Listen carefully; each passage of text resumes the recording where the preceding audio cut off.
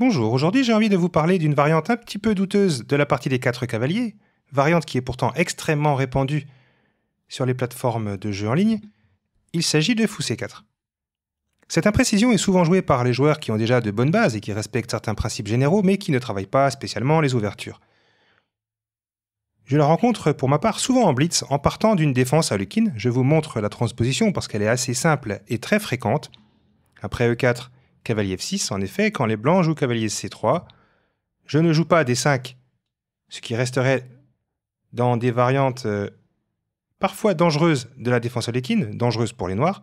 Non, je préfère jouer E5, et régulièrement, les blancs jouent cavalier F3, naturellement, ce qui transpose dans une 4 cavalier. Et là, il y a très souvent des joueurs classés 2200 Elo ou plus sur chess.com qui jouent fou C4, ce qui montre qu'ils sont retombés dans quelque chose qu'ils ne connaissent pas.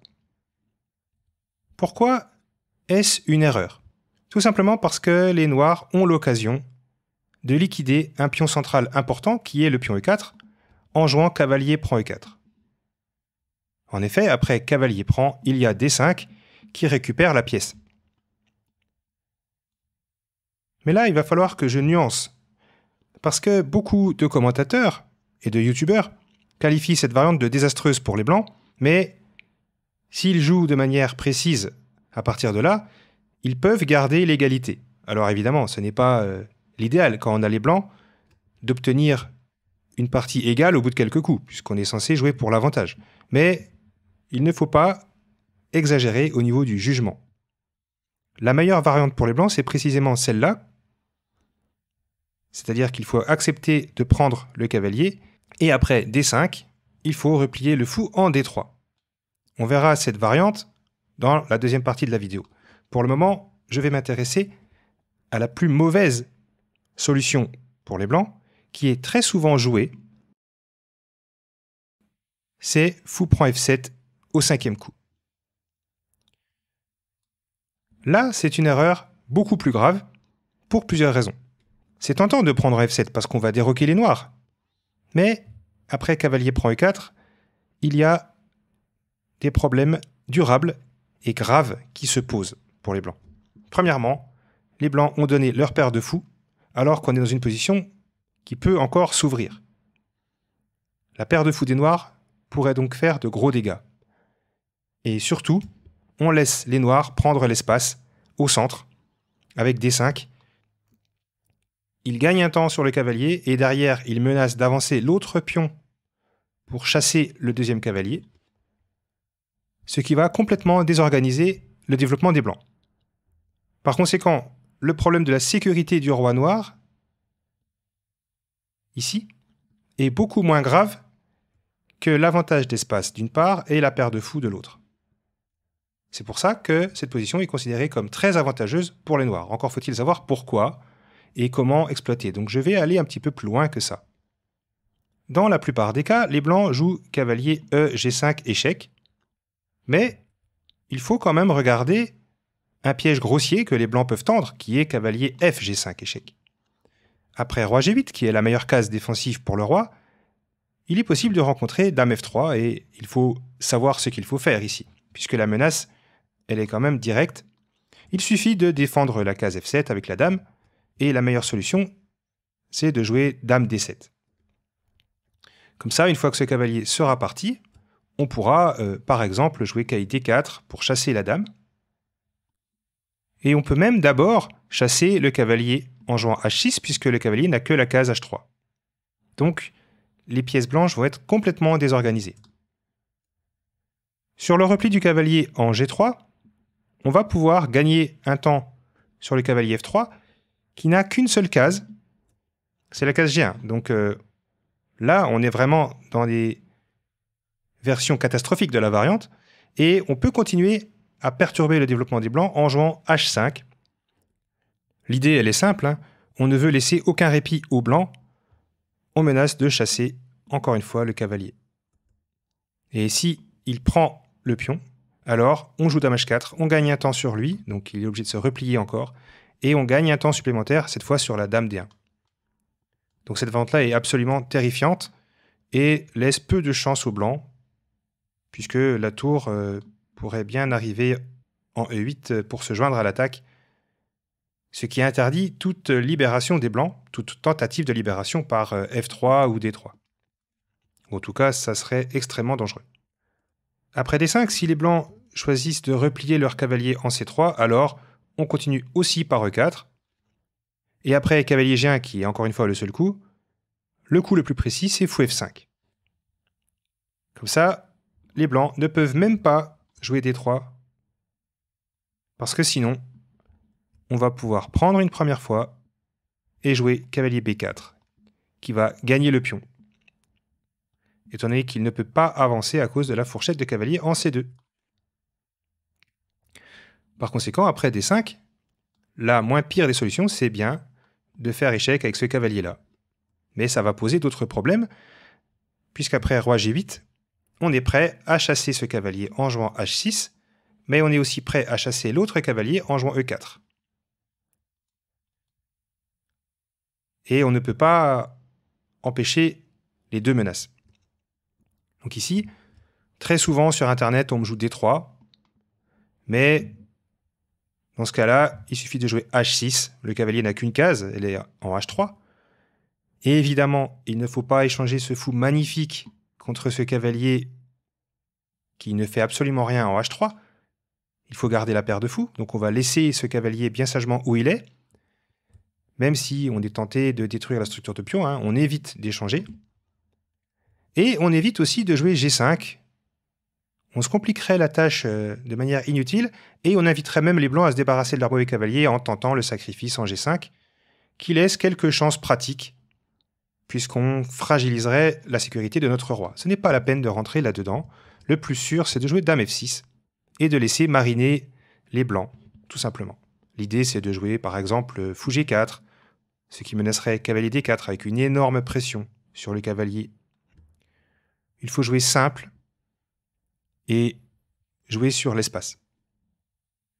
D4 est bien le plus ambitieux pour les blancs, et là, il faut être précis.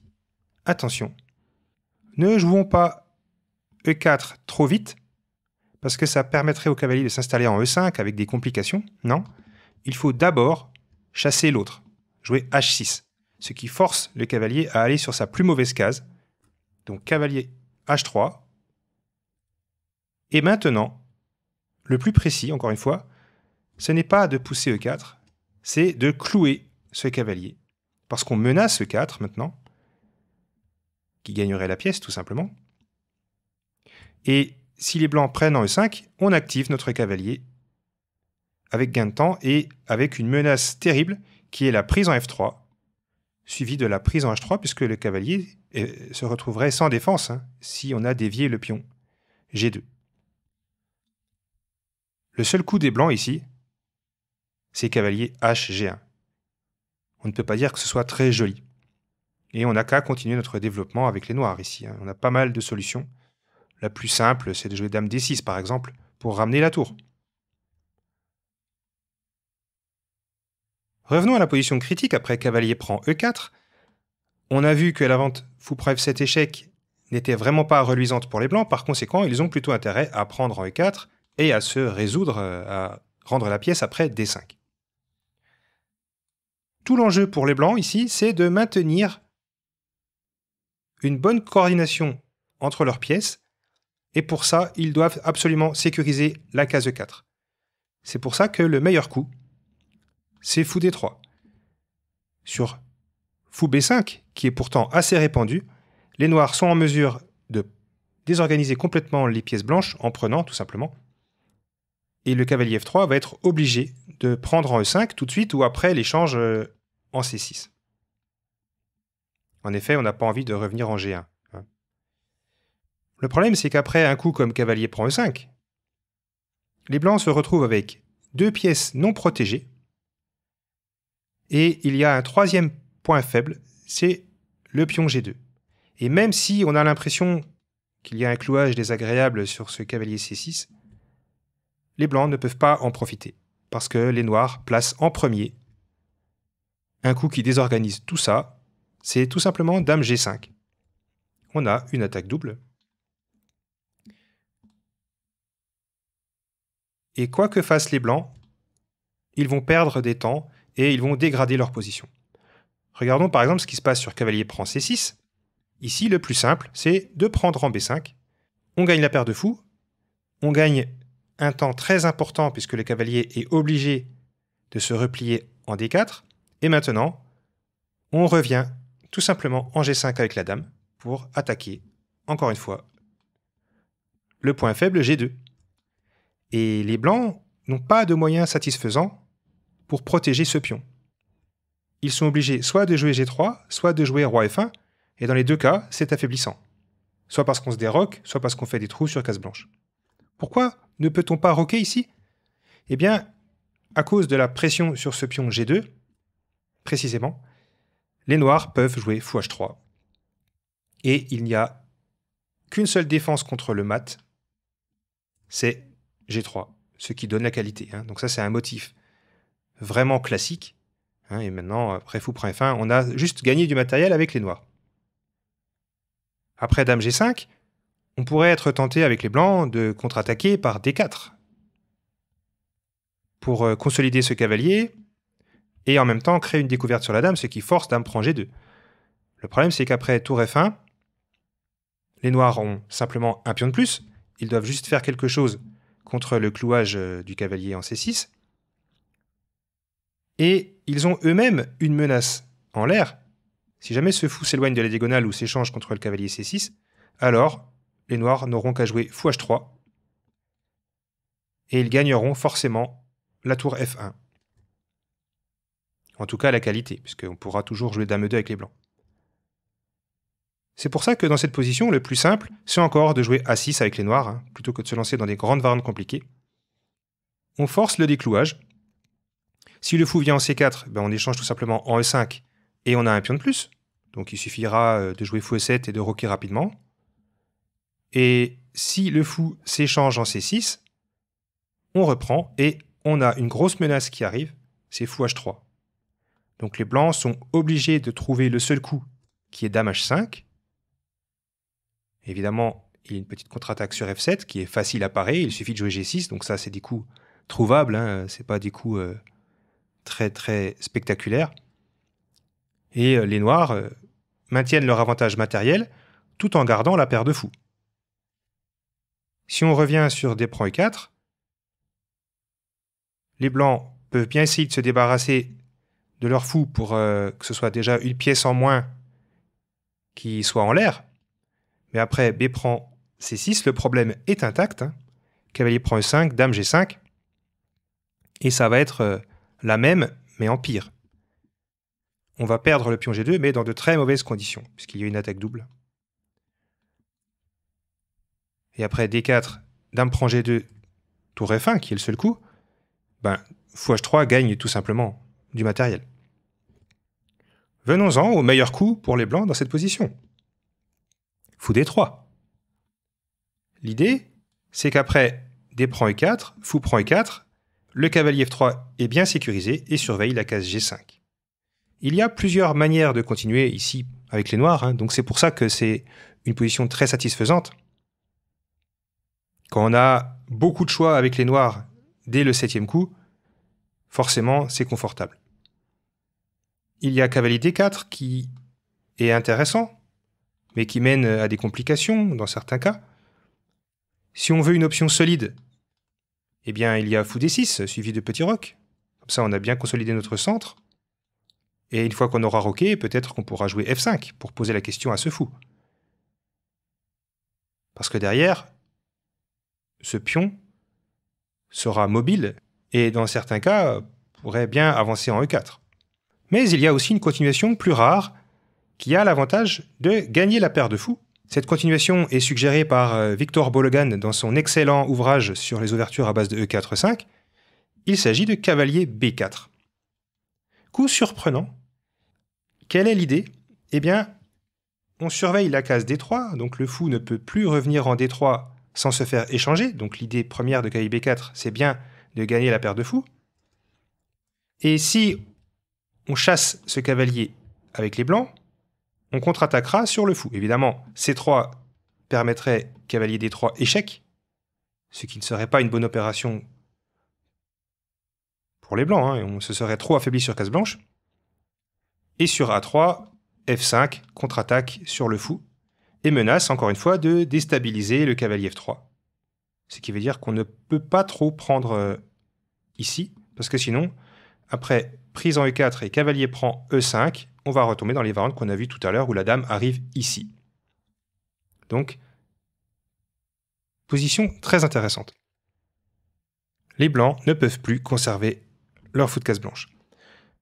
Pour être tout à fait complet, je précise qu'on n'a pas à avoir peur de cavalier prend E5 dans cette position, puisque la présence de 2 pièces non protégées doit absolument nous alerter et nous indiquer qu'il y a des attaques doubles à chercher. Et l'attaque double ici, ce n'est pas en G5 qu'elle s'effectue, mais en D4. Les blancs perdent forcément une pièce. Alors je vous montre rapidement que la contre-attaque sur la colonne E n'est pas à craindre. Après petit roc, dame prend E4, tour E1, en effet, il suffit de prendre en C2, et les blancs n'ont aucune découverte réellement satisfaisante. Même s'ils récupèrent la tour H8, ils ont laissé trop de matériel et le cavalier en H8 ne ressortira pas. Cavalier G6 échec, fou 6, cavalier prend H8, par exemple. Et là, on n'a qu'à échanger les dames, et plus tard, on ira cueillir ce cavalier de toute façon, et on finira avec un net avantage matériel. Et la paire de fous en plus. Donc voilà, ça sera tout pour cette vidéo. J'espère qu'elle vous sera utile, en particulier pour vos parties en ligne.